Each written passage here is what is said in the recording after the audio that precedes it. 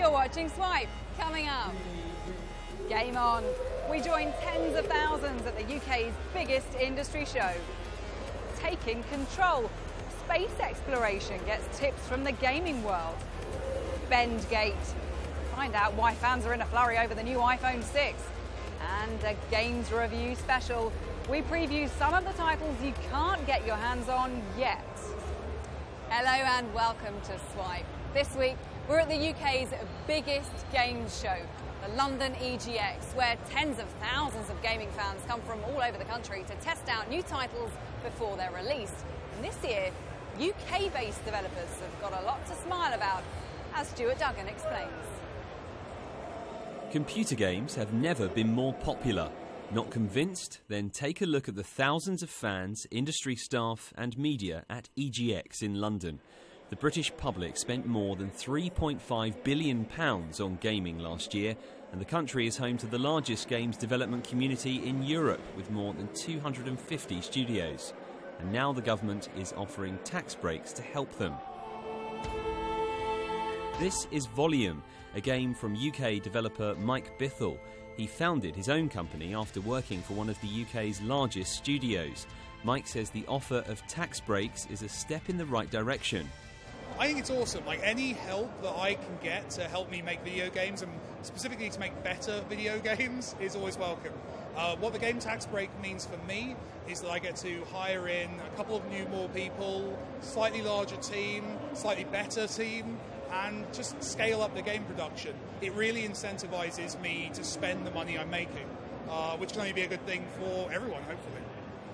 But of course, to be eligible for these tax breaks, companies have to meet certain selection criteria. It's important where the people who make the game come from, but also where the main character comes from. You get more points if they're from the EU. But what impact does that have on the creative process? In the future, we may be able to look at stuff and go, well, we were originally going to set this game in America. Why don't we set it in the UK? For us, as long as the core game mechanics, as long as the game's still fun, as long as what we want to do for the player doesn't change, then I think that's something to explore, definitely. While companies like Mike's may soon be benefiting, the UK could still be accused of lagging behind when it comes to helping the industry. France and Canada have already paved the way by offering a number of incentives to boost their gaming sectors. Rob Mackenzie is a British developer who has recently returned to the UK from Canada. The offer of tax breaks in both countries has directly influenced where he works and lives. Because of the tax breaks in Canada, it meant job security. It meant that I didn't have to worry about changing my job too swiftly, which has happened a lot to me in the industry over the last 10 years. So now that we've got the tax breaks given to us, it means that when I came back to the UK, I'm not worried about any game studios shutting down quickly or anything like that. Even if the UK is a bit late to the party, most developers agree that any outside help can only be a good thing. And with an industry that contributes more than £1 billion to the UK's GDP, the government clearly sees it as a worthwhile investment. Stuart Duggan, Sky News. Well, joining me now is Joe Twist from UK Interactive Entertainment, also known as Yuki, which is a body which really champions British gaming. Joe, thanks for joining us. 2014 so far has been a great year. It's been a fantastic year. We've had two really good bits of news.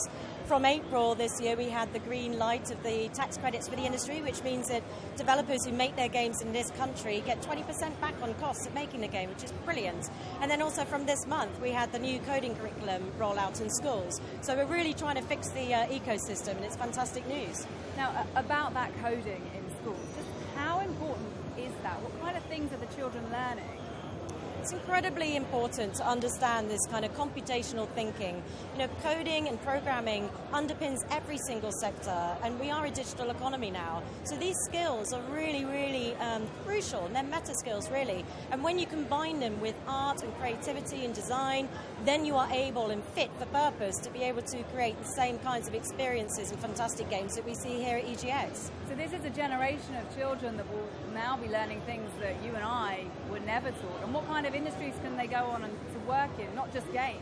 These are incredibly transferable skills. The video special effects industry, the film industry, animation, even TV industry relies on this combination of high-tech skills and creativity and design.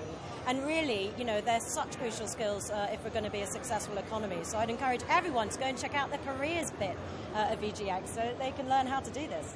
And this is, like you say, huge business, huge money. Is the British games industry currently on a par with, say, the Hollywood movie industry? Oh, certainly. I mean, some of the budgets for the biggest games that we make can eclipse Hollywood movie budgets. In terms of consumer markets, we're huge, and we regularly have, games that are the biggest selling entertainment products in the UK, and they beat box office sales, album sales, and film sales. So we really are an incredibly fast-growing industry. We're bigger globally in terms of revenue globally than music. Yeah, how does the British games industry rank globally?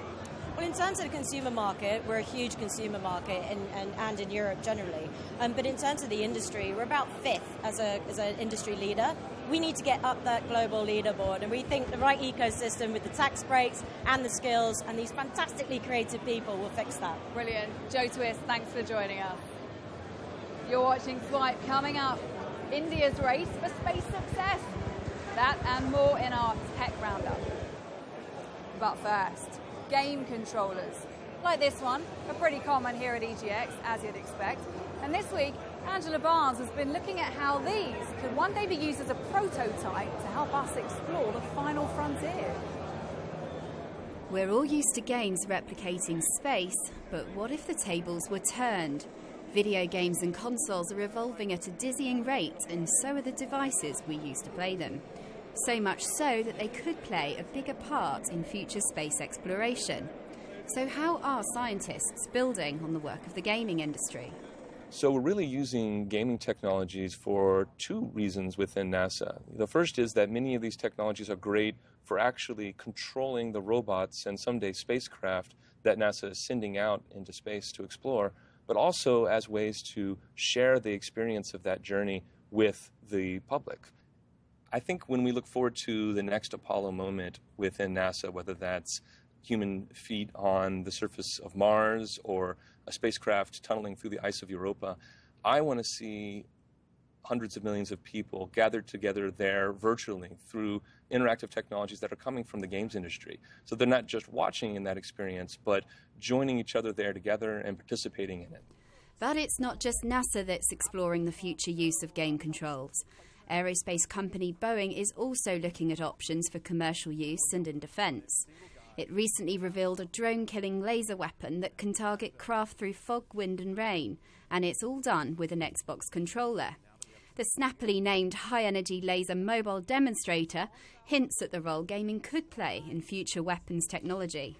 Game controllers have been around for a very long time, and we all know how to use them. I think these days you could argue they're as familiar as the TV remote in the living room, and it is that simplicity that makes them so applicable to uses like space travel and military.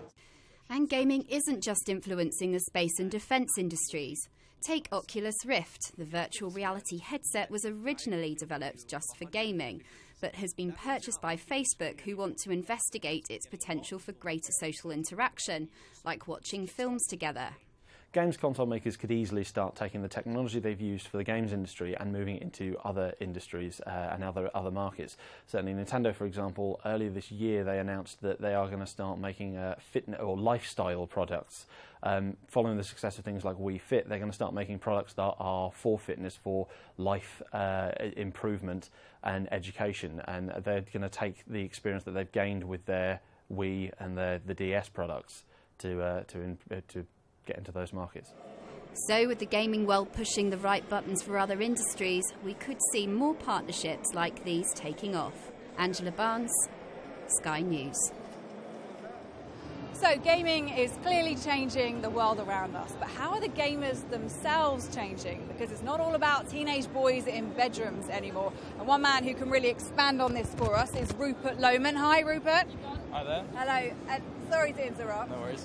You actually founded the company behind EGX, the event here today. That's right. When you were 16. Yes. And you're now... 31. 31. So in those 15 years, How's the perception of a typical gamer changed? I think the perception's changed a lot because, it has changed a lot. We've got a whole new breed of gamers coming through. We've had people that have grown up with games that are now getting older. So you've got older gamers, younger gamers, male and female. So, yeah, it's changed. You mentioned females there. A lot more women these days? Absolutely, yeah. It's about 50-50 now in terms of, almost everyone's a gamer as well. 50-50. That's quite something. And talking of women, Sarah. Hi. Hello, Sarah Wellock. And talk to me about your gaming history. Yeah, I've been gaming for over 15 years now, and I've been working in the industry for over 8. And in that time, as Rupert was saying, a lot of things have changed. What's your view on that? I think it's been fantastic. I think there's been a lot more welcoming to women who work in the industry, and online games are much more safe for us, and I think it's a much more exciting time to be a girl here. Well, why do you think that is? Is it because there are more games these days that appeal to a wider audience? Yeah, I think we've got a much wider kind of selection for people, depending on your age and your sex, where you come in, from mobile games to kind of casual games like Little Big Planet, and then to the big esports series as well. Is it that the games are more attractive, or are they just more accessible these days? I think, again, both. You've got different ways of playing with, obviously now there's the virtual reality, but obviously motion control, you've got SingStar games, all kinds of different types of games. I suppose when you were just starting out at 16, it was mainly shoot-em-ups. Exactly that, yeah. So, gamers, had this kind of stereotype and games were made for them, but over the years that's obviously, changed to kind of reflect what people want to play. Okay, so today in 2014, what is the typical gamer stereotype? I don't think we have one anymore, to be honest. I think what people thought was a stereotype 20 years ago doesn't exist anymore. It's so many more different types of people and different sexes now. So it could be anyone. Exactly. Right. I'm going to let you carry on with the game. Sorry to interrupt. All right, thanks for talking to us. Bye. You're watching Swipe. Coming up, we preview some of the big new releases here at EGX. But first, here's a roundup of anything else you might have missed this week. Some iPhone 6 users say Apple's new product is too bendy. YouTube channel Unbox Therapy posted this clip showing how easy it can be to bend the phone out of shape. A record 10 million units were sold within 2 days of this month's launch, but if you've bought one yourself, it might be an idea not to keep it in a tight pocket. The Canadian mobile phone maker BlackBerry may be bruised, but it insists it's not past its sell-by date. The company's launched a new smartphone this week to claw back business users lost to rivals Samsung and Apple. Its new Passport device still has a traditional keyboard and a square display. After a series of setbacks, the Xbox One finally launches in China on Monday. It marks the end of the country's 14-year ban on foreign games consoles. But games will still need approval from the government before release to make sure they don't harm the country's national unity, integrity or reputation. China has the world's third largest gaming market. PayPal has announced plans to let certain retailers receive payments via Bitcoin. The e-commerce business won't process the payments itself, saying it's proceeding gradually and waiting to see how things develop. But the move marks another step towards major online businesses supporting the digital currency. A new click-and-collect parcel service has been launched for commuters across Britain. Doddle, set up by Network Rail and the founder of currency exchange Travelex, hopes to cash in on the rise of online retailing. The service is expected to create 3,000 jobs at 300 railway stations over the next 3 years. And India has joined the world's elite club of Martian explorers after launching its first satellite into orbit around Mars. The mission follows in the footsteps of the US, Europe and the former Soviet Union. It signalled its arrival by tweeting to the Mars Curiosity rover with the message, "Howdy, keep in touch, I'll be around." So considering we're slap bang in the middle of a whole load of upcoming releases right now, it's about time we took a look at a few of them. Here's Jane Douglas. Far Cry 4 is a big, beautiful open-world game set in the fictional Himalayan country of Kirat. In it you play a guy of Kirati origins who is returning to his home country after his mother has died to scatter her ashes and is immediately swept up in a rebellion against the mad dictator Pagan Min, who's the guy in the pink suit, he's the guy on the boss, he's sort of the informal, insane mascot of Far Cry 4. That's the story, but what will keep you coming back to Far Cry 4, like Far Cry 3, is the sense of freedom and the ability to do what you want, pretty much. So you'll be driving, you'll be riding elephants, shooting, blowing things up, climbing and flying around the mountains of Karat in your wingsuit. The Evil Within is a horror game coming out just in time for Halloween. In it you play a police detective who starts out investigating mass murder at a mental hospital, obviously, and it all kind of goes downhill from there. It is extremely gruesome, very scary, and quite demanding, quite punishing in the old school tradition of survival horrors, such as Resident Evil, which it resembles very strongly, in fact. So one to watch out for horror fans looking for something scary to play this Halloween. Bayonetta 2 is an action game in which you play a witch, but kind of a saucy, sexy witch in a catsuit with guns and magic hair. It is a sequel to an action game that was extremely well received, that was multi-platform. Unlike that game, it is for the Nintendo Wii U only, so something for Nintendo Wii U owners to look forward to. And like the first game, though, it has this deep, spectacular combat, and it's stylish and it's funny and really inventive, and I'm personally looking forward to that one quite a lot.